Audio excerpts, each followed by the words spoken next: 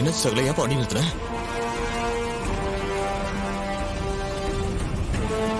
ஓ, இந்த மானம் கட்டவங்க நிக்கிறாங்களா?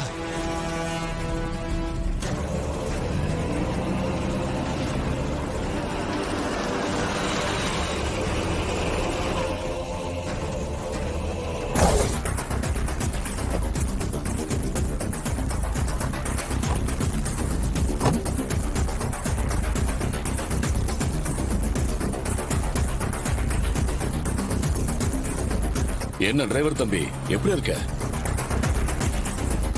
என்ன அவனை இப்படி கேக்குற?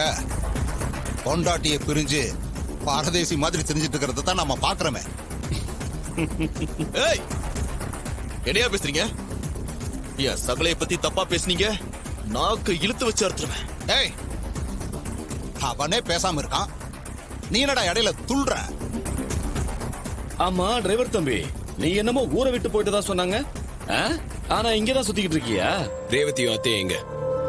மரியாதையை உண்மையை சொல்லிருங்க. இல்ல எனக்கு புரியல டிரைவர் தம்பி.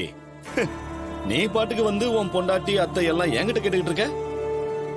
ஏன் அவங்க காணாம போயிட்டாங்களா? அவங்க எங்கேயும் காணாம போயிருக்க மாட்டாங்க.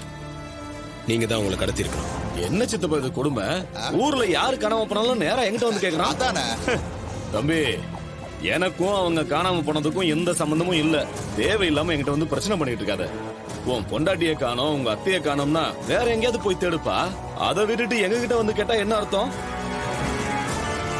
ஏம்பா, உன் அத்தைக்கு தான் நிறைய எதிரிங்க இருக்காங்கல்ல, அவங்கள யாராவது கடத்திட்டு போயிருக்கலாம், இல்ல கொலை பண்ணிருக்கலாம். ஏய், நாக்கு அடக்கி வச்சு பேச. அவங்களுக்கு எதுவும் ஆயிருக்காது, உயிரோட தான் இருப்பாங்க. அப்படின்னா தேடி கண்டுபிடிக்க வேண்டியது தானே? கண்டுபிடிக்க தான் போறேன். அவங்க காணாம போனதுக்கு நீங்க தான் காரணம் தெரிஞ்சது. அன்னைக்குதான் உங்க கடைசி நாளா இருக்கும்.